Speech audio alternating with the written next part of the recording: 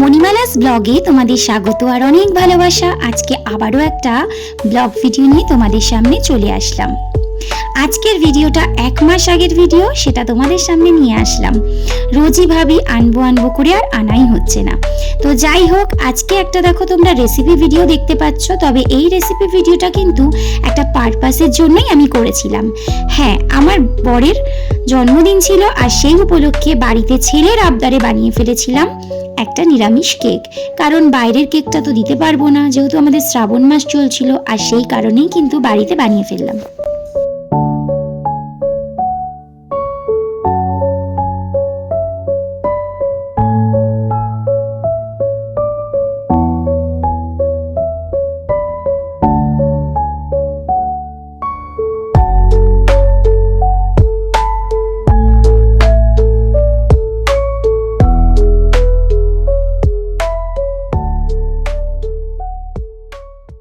কেকটা বানাতে যা যা উপকরণ লেগেছে সবটাই তো তোমাদের সঙ্গে শেয়ার করে নিলাম।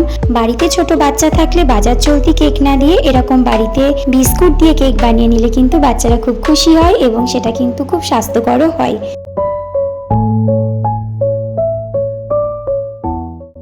বাড়িতে কিন্তু মাঝে সাঝে সময় পেলে আমি এরকম ধরনের কেক বানিয়েই থাকি। এর আগেও কিন্তু বহুবার আমি কেক বানিয়েছি, তবে সেগুলো কিন্তু ডিম দিয়ে বানিয়েছি। আর তোমাদের প্রথমেই বললাম যে যেহেতু আমাদের শ্রাবণ মাস চলছে, আর সেই কারণেই কিন্তু আমি নিরামিষ কেকটাই বানিয়ে ফেললাম। আর হ্যাঁ, এই চকলেট কেকটা কিন্তু আমার ছেলে ভীষণই ভালোবাসে, যে কারণে মাঝে মধ্যে কিন্তু আমাকে বাড়িতে এই ধরনের কেক বানাতেই হয়। চলো তোমাদের সাথে এবার ছোট্ট করে শেয়ার করে নিই কেকটা আমি কিভাবে বানালাম। যাদের বাড়িতে মাইক্রো ওভেন নেই তারা কি কেক বানাবেন না? তাদের কি কেক বানানোর শখ হতে পারে না? এই ধরনের চিন্তা ভাবনা যাদের আছে তাদের জন্য কিন্তু আজকের এই প্রসিডিওরটা। আমি কিন্তু আমার গ্যাস ওভেনেই কেকটা বানিয়েছিলাম এবং একটা হাঁড়ির মধ্যে কেকটা করেছিলাম। তো সবার প্রথমে যেটা করেছিলাম, বাজার থেকে চকলেট বিস্কুট কিনে এনেছিলাম। সেই চকলেট বিস্কুট যে কোনো ব্র্যান্ডের হতে পারে, কিন্তু দেখতে হবে যেন সেটা একটু টেস্টি খেতে হয়। তো আমি বেশ কিছু টাইগার বিস্কুট নিয়েছিলাম, আর সেটা কিন্তু আমি মিক্সিতে ভালো করে গুঁড়ো করে তারপর যে সমস্ত উপকরণগুলো তোমাদেরকে দেখিয়েছি সেগুলো কিন্তু দিয়ে দিয়েছিলাম। নর্মাল কেক বানাতে যেরকম প্রসিডিওর সেরকমই কিন্তু আমি ফলো করেছি। শুধুমাত্র আমি মাইক্রোওভেনের পরিবর্তে হাঁড়ির মধ্যে নুন দিয়ে সেটাকে খানিকটা গরম করে ঠিক এরকমভাবে একটা স্টিলের স্ট্যান্ড বসিয়ে তার ওপর কিন্তু কেকের বাটিটা বসিয়ে ঢাকা দিয়ে দিয়েছিলাম। আর দেখো 20 থেকে 40 মিনিট পর কেক কিন্তু আমার টোটালি রেডি হয়েছিল।